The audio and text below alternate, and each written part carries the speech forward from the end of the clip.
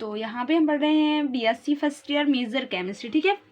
Paper first है अपना, unit 3 है sp3 संकरण। इसके पहले हमने आप लोग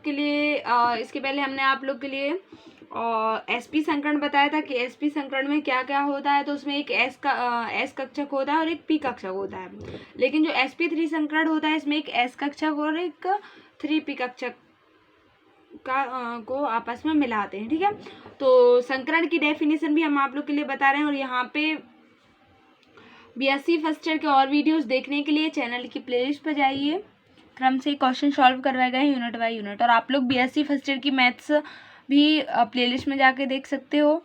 केमिस्ट्री की हम यूनिट फर्स्ट और सेकंड करवा चुके हैं, आप लोग प्लेलिस्ट में जाकर जरूर देख लीजिएगा, ठीक है। इंपॉर्टेंट क्वेश्चन है, क्वेश्चन को पढ़ते हैं। और हम आप लोग के लिए संकरण की परिभाषा और इसके टाइप्स भी करवा चुके हैं, ठीक है। तो sp3 संकरण किसे कहते हैं, CH4 का उदाहरण सहित समझाइए।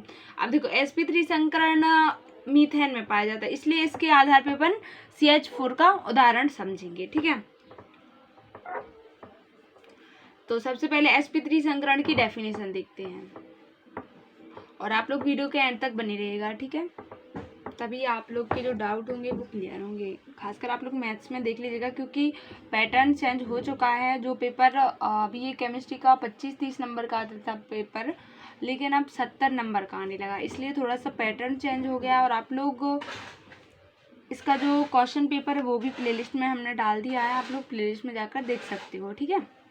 sp3 संकरण की डेफिनेशन, जब एक s कक्षक तथा 3p कक्षक आपस में मिलकर अपनी ऊर्जाओं का पुनः वितरण कर समान आकार एवं समान आकृति समान ऊर्जा के 4 नए संग्रहित, मतलब उतनी ही कक्षा में नए संग्रहित कक्षक, देखो तो एक s कक्षक, 3p कक्षक, 3 और 1 4 कक्षक, तो 4 नए संग्रहित कक्षक बनाते हैं, तो इसे sp3 संकरण कहते हैं। इसकी जो आकृति होती है वो चतुष्फल की एवं इसका जो एंगल होता है वो 109.28 डिग्री का बनता है, ठीक है, 109.28 का, ठीक है। तो आप लोग sp3 संकरण में कैसा बोल सकते हो कि जब एक s कक्षक तथा 3p कक्षक आपस में मिलकर अपनी ऊर्जाओं का पुनः वितरण कर उतनी ही संख्या में 4 नए संग्रहित कक्षक बनाते हैं, ठीक है। समान आकार, समान आकृति एवं समान ऊर्जा के उतनी ही संख्या यानी 4 नए संग्रहित कक्षक बनाते हैं, तो इसे sp3 संकरण बोला जाता है। 4 नए संग्रहित कक्षक क्यों बनाते हैं, क्योंकि एक s कक्षक होता है तथा दूसरा 3p कक्षक होते हैं, यानी एक s कक्षक और 3p कक्षक होते हैं, 3 और 1 4, तो 4 नए संग्रहित कक्षक बनाते हैं। इस प्रकार के संकरण को sp3 संकरण बोला जाता है। इसकी आकृति चतुष्फल की होती है एवं इसका जो एंगल बनता है वो 109.28 का बनता है, ठीक है। अब इसका उदाहरण अपन देखेंगे। इसका उदाहरण जो होता है वो CH4 यानी मीथेन के उदाहरण से sp3 संकरण को समझेंगे यहाँ हम, ठीक है। तो ये है मीथेन की संरचना CH4। तो मीथेन का केंद्रीय परमाणु क्या होता है, कार्बन होता है, जिसका यहाँ पे इलेक्ट्रॉनिक विन्यास और जिसमें क्या sp3 संकरण पाया जाता है। तो कार्बन का जो परमाणु क्रमांक होता है वो 6 होता है, क्योंकि हाइड्रोजन का first hydrogen, helium, lithium, beryllium, boron, carbon, उसका परमाणु क्रमांक क्या होता है 6 होता है। तो इसका इलेक्ट्रॉनिक विन्यास लिखेंगे। फर्स्ट s2, इसमें 2 होगा, ठीक है। फर्स्ट s2, सेकंड s2 और सेकंड px1, सेकंड py1, तो 2 2 4 5 6, ठीक है। परमाणु क्रमांक अपना 6 हो गया। इसको 6 ही बनाए रखना है, थोड़ी सा यहाँ पे देखो फर्स्ट s2 हो गया, यहाँ पे सेकंड s1। अब देखो यहाँ पे 2 था, लेकिन यहाँ पे अब 1 कर दिया। 1 क्यों कर दिया, क्योंकि अब ये z तक चला गया। देखो first s2, second s1, second px1, क्योंकि अपन को ओनली यहाँ पे केवल 6 ही रहने देना है, ठीक है। जो संख्या होगी यहाँ पे ऊपर अपन जब गणना करेंगे तो 2 3 4 5 6 है इनकी संख्या। तो मतलब इसका परमाणु क्रमांक चूंकि कार्बन का 6 है, तो यहाँ पे ऊपर 6 ही आनी चाहिए गिनती, ठीक है।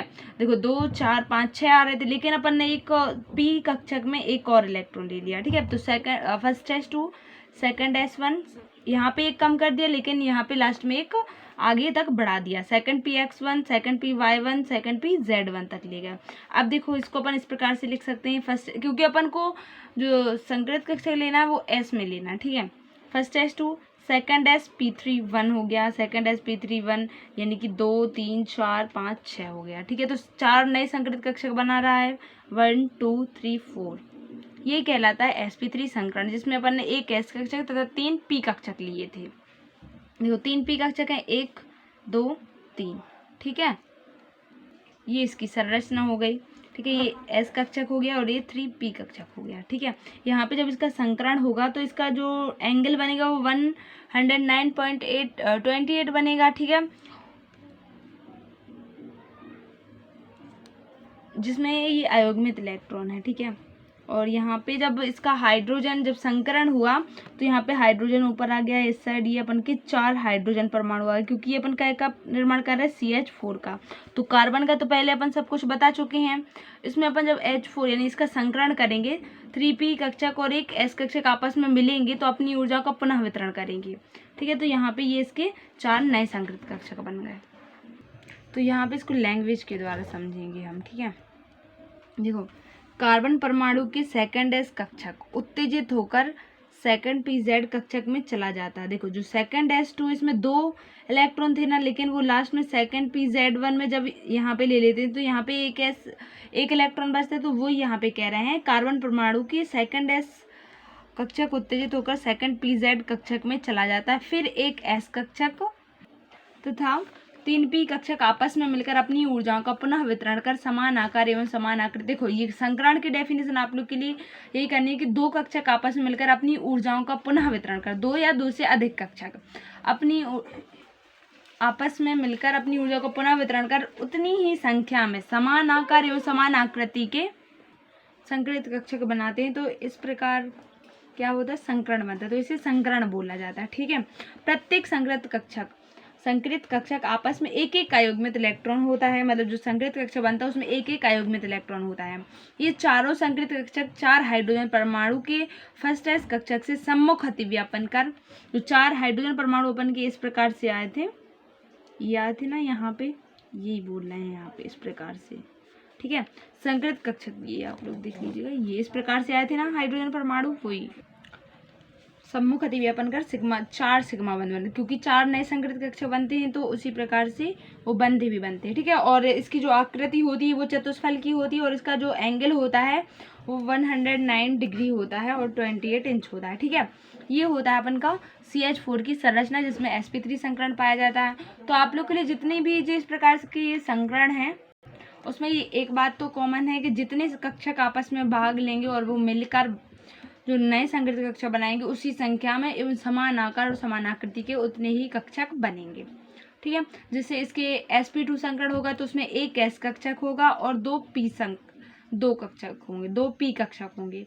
फिर दोनों अपनी ऊर्जा का पुनः वितरण करके sp2 संकरण बनाएंगे और इसमें जो नए संकरित कक्षक बनेंगे उसमें 3 बनेंगे, क्योंकि एक s कक्षक का हो जाएगा और 2 p कक्षक के हो जाएंगे। ठीक है, ये था sp3 संकरण। तो जो हमने संकरण के प्रकार बताए थे, तो आप लोग उसमें केवल उसका एंगल याद कर लीजिए, उसकी संरचना याद कर लीजिए।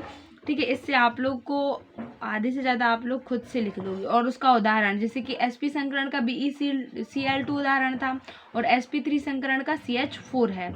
इसी प्रकार sp2 संकरण का भी हमने एग्जाम्पल लिखवाया है, sp3d संकरण लिखवाया और sp3d2 सभी संकरण के टाइप्स हमने आप लोग के लिए बताया और उनके एग्जाम्पल आप लोग प्लेलिस्ट में जाकर देख सकते हो। ठीक है, वीडियो पसंद आया तो अपने दोस्तों के साथ शेयर जरूर करिएगा। थैंक यू, मिलते हैं नेक्स्ट वीडियो में।